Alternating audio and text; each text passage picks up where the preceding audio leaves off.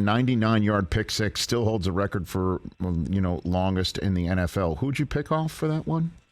I believe he went to your school. Mm-hmm. It was one of my favorite opponents, the GOAT Tom Brady. You picked off, and by the way, you're the only human being. I think I laid this on you on live NFL Network television when you stopped by the Super Bowl set a couple of years ago. Only human to win a Super Bowl against both Brady and Peyton Manning. You picked off Eli Manning twice in the same game, if I'm not mistaken. You went big game hunting in your career, Malcom Jenkins. Oh yeah, we had to. I said it's funny. I tell people all the time. They ask me what quarterback gave you the most trouble. And I'm like, honestly, I have a winning record versus Brady. I've had some really good games against him. Eli, I've played against. He's probably my favorite quarterback to play against. He threw me a couple in the game. That was my favorite game. He threw me two. We beat Peyton Manning in the Super Bowl. Aaron Rodgers, we just beat him up in the opener last year. I've had success against the big names, but the guys who've given me the most problems in my career, like Kirk Cousins and Ryan Fitzpatrick. Every time I played them, they threw probably 400 yards. Well, I mean, Ryan Fitzpatrick, because he's not ashamed to throw it in any window, even if he shouldn't, he's throwing Malcom. it everywhere. Yeah. That's difficult to defend, if you're like, he's never going to throw it in that window, and they're like, what the hell is he doing? Like, that's tough to defend, He's throwing the ball all over the place.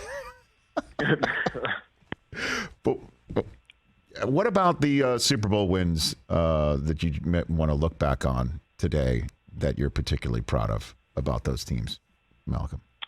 Man, I think I'm proud of, like, when you not only just the championship of, like, winning what the sport brings.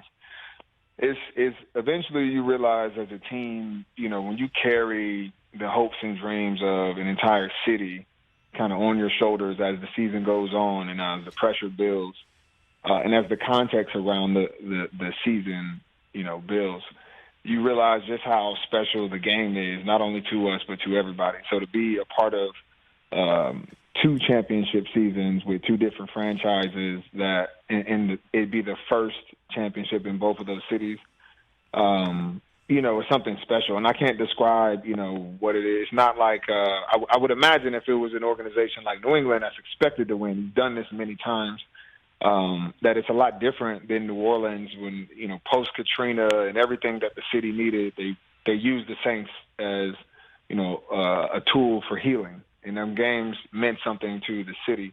And we carried that city all the way to a Super Bowl and felt the love and the impact of that win. And then for me to go to another city, very similar fan base that is passionate, loves their team, but never had that championship, a hard city to live in, where people are struggling and working. It's a very blue-collar town, but that love their team.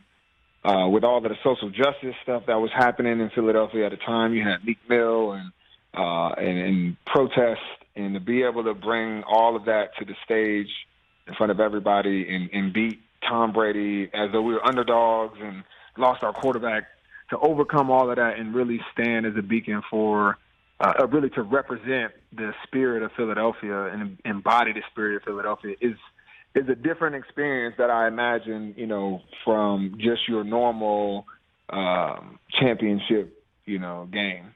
Hey, you watched all the way to the end. Thanks for that. Watch more right here.